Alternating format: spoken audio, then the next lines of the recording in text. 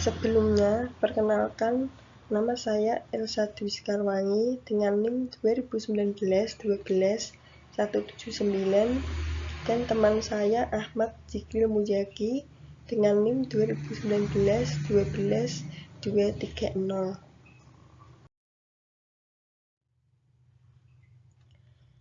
Pada bab 14 ini, saya akan menjelaskan tentang pendapatan dan beban.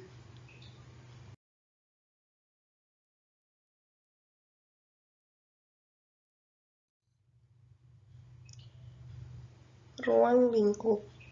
Pada bab ini mengatur tentang akuntansi untuk pengakuan, pengukuran, serta penyajian pendapatan dan beban.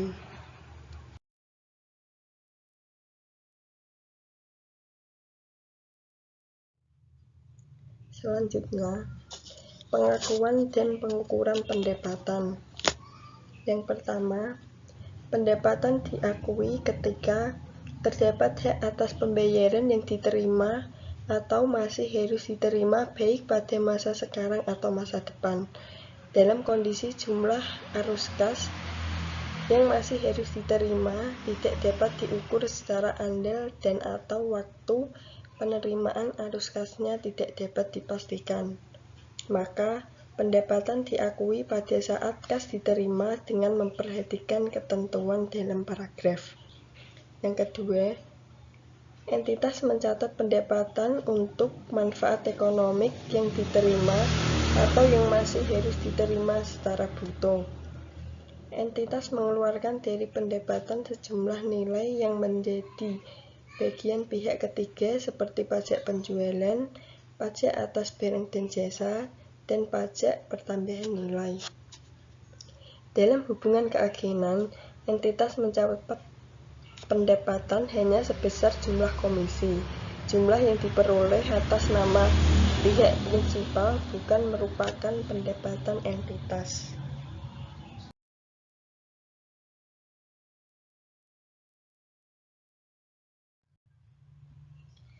Selanjutnya, entitas dapat mengakui pendapatan dari suatu penjualan barang atau penyediaan jasa ketika barang tersebut telah dijual atau jasa telah diberikan kepada pelanggan. A. Jika pembeli membayar sebelum barang atau jasa tersebut diberikan, maka entitas mengakui penerimaan tersebut sebagai liabilitas, yaitu pendapatan diterima di muka. B. Jika pembeli belum membayar ketika barang atau jasa tersebut telah diberikan, maka entitas mengakui adanya aset, yaitu piutang usaha. Selanjutnya, entitas mengetahui pendapatan kontrak dan biaya kontrak yang berhubungan dengan kontrak konstruksi masing-masing sebagai pendapatan dan beban sebesar jumlah tagihan. Dalam hal entitas telah menerima uang muka sebelum aktivitas kontrak dimulai, maka entitas menerapkan ketentuan dalam paragraf.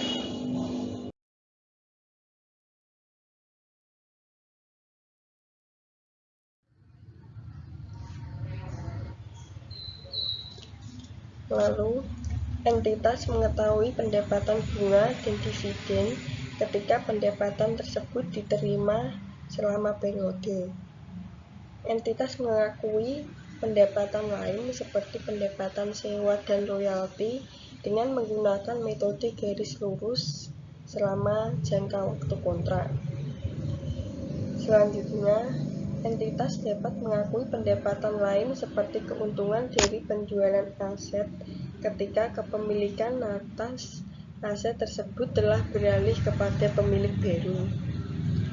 Keuntungan tersebut merupakan hasil penjualan dikurangi jumlah tercatat aset sebelum aset tersebut dijual.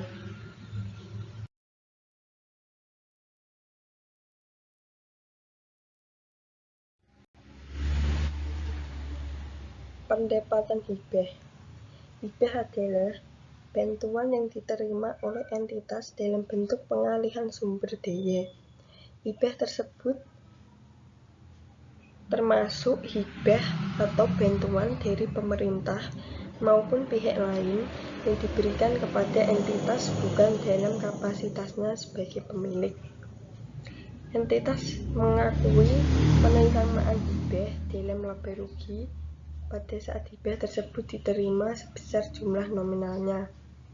Dalam hal penerimaan hibah secara substansi merupakan bagian dari kontribusi modal dari pemilik, maka entitas mengakui hibah tersebut di luar laba rugi pada saat hibah tersebut diterima sebesar jumlah nominalnya. Hibah termasuk hibah hasil non-moneter seperti tanah atau sumber daya lain tidak diakui hingga terdapat keyakinan yang mewadai bahwa entitas akan mematuhi kondisi yang melekat pada hibah tersebut dan hibah akan diterima.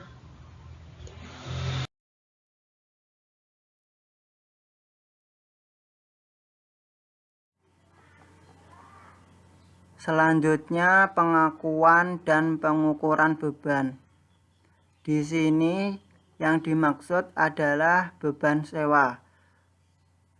Untuk pembayaran sewa diakui sebagai beban sewa berdasarkan metode garis lurus selama masa sewa. Sedangkan untuk seluruh biaya pinjaman diakui sebagai beban dalam laporan laba rugi pada periode terjadinya pinjaman sewa tersebut. Jika dalam kondisi jumlah arus kas keluar tidak dapat diukur dengan andal, maksudnya tidak dapat dinyatakan dengan nyata atau dibuktikan dengan angka, dan atau waktu pengeluaran arus kasnya tidak dapat dipastikan, maka beban diakui pada saat kas dibayarkan.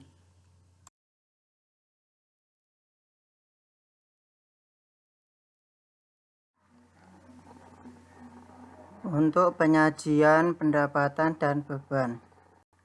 Pendapatan disajikan dalam kelompok pendapatan dalam laporan laba rugi.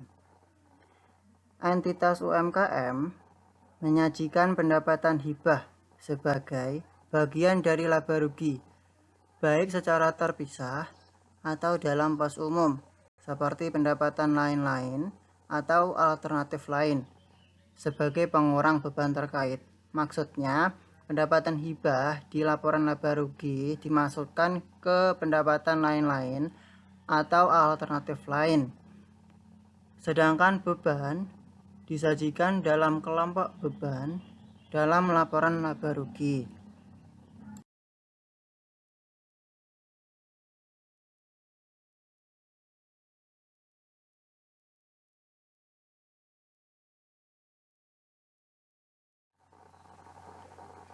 Sekarang untuk hibah pemerintah.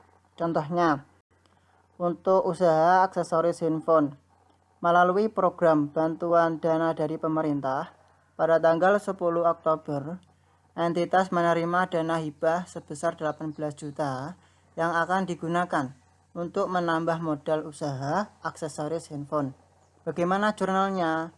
Pada tanggal 10 Oktober, entitas mencatat ayat jurnal sebagai berikut. Kas didebit sebesar 18 juta.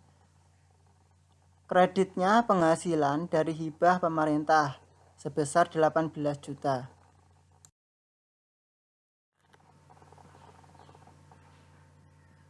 Sekarang untuk bab 15, saya akan menjelaskan tentang pajak penghasilan.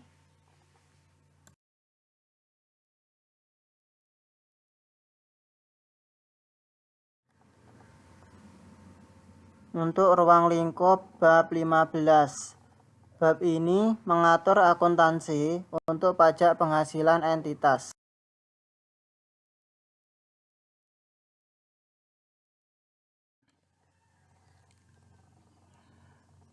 Pengakuan dan pengukuran. Entitas mengakui aset dan liabilitas pajak penghasilan dengan mengikuti peraturan perpajakan yang berlaku. yaitu Peraturan Pemerintah Nomor 23 Tahun 2018. UMKM kalau berdasarkan ketentuan perpajakan tersebut memiliki omset atau peredaran bruto atau penjualan kotor dalam setahun kurang dari 4,8 miliar. Misalkan UMKM tersebut memiliki omset 900 juta, maka UMKM tersebut termasuk wajib pajak UMKM, dikenai pajak penghasilan dengan tarif finalnya 0,5% dikalikan omset. Peraturan pemerintah tersebut berlaku mulai tanggal 1 Juli 2018. Untuk tarif final sebelum peraturan pemerintah berlaku dikenai pajak penghasilan dengan tarif final 1% dikalikan omset. Selanjutnya, entitas tidak mengakui aset dan liabilitas pajak tangguhan. Pajak tangguhan adalah beban pajak atau manfaat pajak yang dapat memberikan pengaruh menambah atau mengurangi beban pajak tahun bersangkutan. Sedangkan aset pajak tangguhan adalah jumlah pajak penghasilan yang dapat dipulihkan pada periode masa depan akibat adanya akumulasi rugi pajak belum dikompensasi, perbedaan temporer yang boleh dikurangkan, dan akumulasi kredit pajak belum dimanfaatkan dalam hal peraturan perpajakan mengizinkan. Sedangkan liabilitas pajak tangguhan adalah jumlah pajak penghasilan terutang pada periode masa depan sebagai akibat perbedaan temporer kena pajak. Selanjutnya, pada bab 16, kita akan membahas transaksi dalam mata uang asing.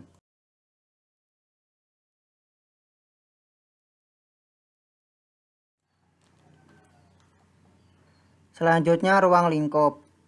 Pada bab ini, mengatur perlakuan akuntansi translasi untuk transaksi yang dilakukan dalam mata uang asing.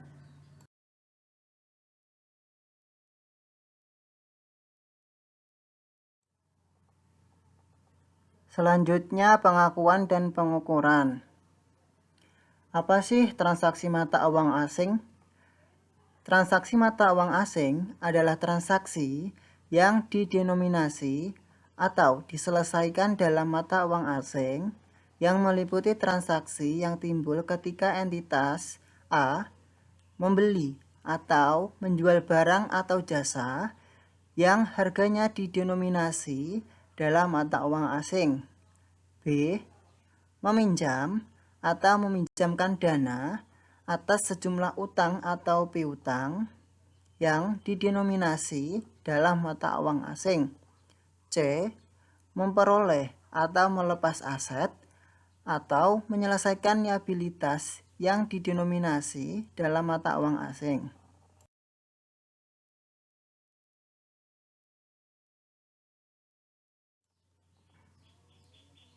Selanjutnya, entitas mencatat transaksi yang terjadi dalam mata uang asing dengan menggunakan mata uang rupiah berdasarkan kurs tunai pada tanggal transaksi. Apa sih tanggal transaksi itu? Tanggal transaksi adalah tanggal di mana transaksi pertama kali memenuhi syarat pengakuan sesuai dengan SAK EMKM.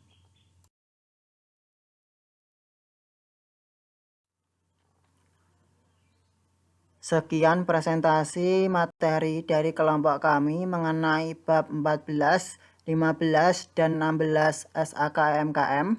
Apabila ada kesalahan, kami mohon maaf. Dan jika ada materi yang kurang difahami, bisa ditanyakan di ruang diskusi. Terima kasih. Wassalamualaikum warahmatullahi wabarakatuh.